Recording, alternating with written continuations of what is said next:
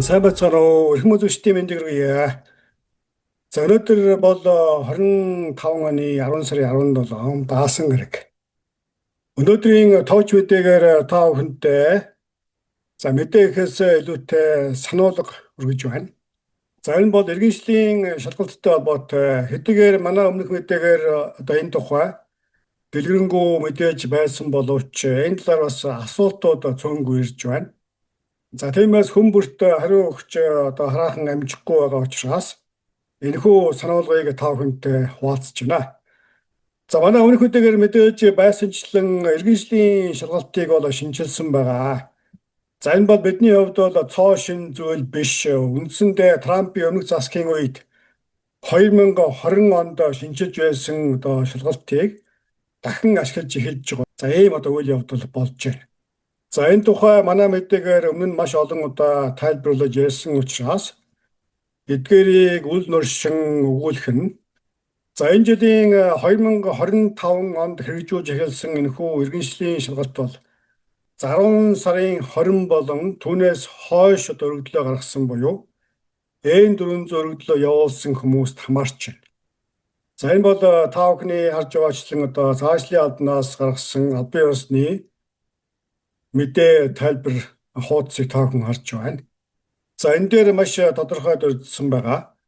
10 дугаар сарын 20-оос өмнө одоо N400 өргөдлөө явуулсан хүмүүсийн хувьд хуучин тест буюу 2008 оны хөлбрийг өгөхөөр харин 10 сарын 20 болон түүнээс хойш өргөдлөө явуулсан хүмүүсийн хувьд бол энэ жилийн 2025 оны шинжилсэн шалгалтыг өгөх ийм одоо шаардлага үүсэж байгаа. За эдгээр хоёр шалгалтын хувьд хамгийн том ялгаа бол нийт асуултын тоо, улмаар асуух асуултын тоо, тухайн асуултанд одоо зөв хариулах хариултын тоо бол нэмэгдэж байгаа нь ойлгомжтой. За бид бүхэн мэдэж байгаа 2008 оны хөлбрийг бол эндээс одоо 10 асуултыг асууж 6 одоо хариултыг зөв хариулснаар тэнцэж байгаа. За харин 2025 оны буюу энэ жилийн одоо шинжилсэн тест бол бас нийт 128 асуулттай. 128 асуултаас 20 асуултыг асууж эдгээр 20 асуултын 12-т нь одоо зөв хариулснаар тэнцэх. За ийм одоо хоёр үндсэн ялгаа байна. За тиймээс магадгүй одоо 100 асуулттай шаардлага харьцангуй одоо бага байгаа энэхүү тестийг өгнө гэж бодож байгаа хүмүүсийн хувьд 10 сарын 19-өөс өмнө одоо N400 өргөдлөө явуулах ийм шаардлага үүссэн байна. За ингээд эхний сануулга бол энэ байлаа. За дахин хэлэхэд 10 сарын 20-ны өдөр болон түүнээс хойш N400 өргөдлөө явуулсан хүмүүсийн хувьд 25 оны 128 асуулт бүхий тестийг өгнө. За ингээд дараагийн сануулга бол манай суугаас 2008 оны иргэншлийн шалгалтын асуулт хариулт болон одоо түүх иргэншлийн цорол хичээлийг та бүхэнд хүргэсэн байгаа. За зарим хүмүүсийн хувьд энэхүү тест битгий устгаарай гэсэн ийм одоо хүсэлт асуулт ирж байна.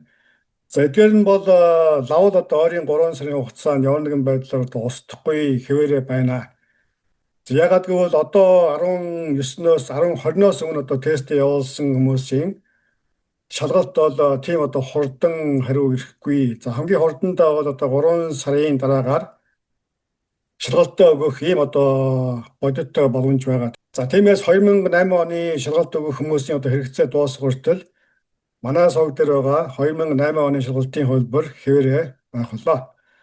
За харин манай суугаас 2025 оны энэ жилийн одоо 128 асуулттай шалгалтын одоо Монгол тайлбарыг бэлдэж байгаа. За ингээд магадгүй 10 сарын 20-оос эхлэн одоо эхний дугаар нь орж ирэх байхаа гэж тооцож байгаа. За ингээд удахгүй та бүхэнтэй 2025 оны иргэншлийн шалгалтын одоо шинжилсэн цуврал хичээлээр дахин уулзах болно.